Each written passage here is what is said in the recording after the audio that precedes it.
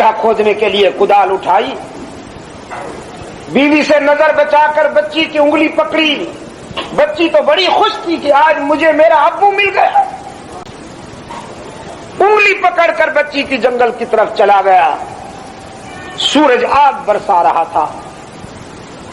یہ گڑھا کھودنے لگا، بچی کو ایک درخت کے سائے میں بٹھا دیا. گڑھا کھودتے ہوئے پسینے میں شرابور ہو گیا. بچی تڑپ کے آئی اور اپنے دوپٹے کے دامن سے اپنے باپ کا پسینہ پوچھتے ہوئے کہنے لگی، آپ یہ گڑھا کیوں کھودتے ہیں؟ جہالت کے مارے ہوئے باپ نے کہا، تجھے دفن کرنے کے لیے.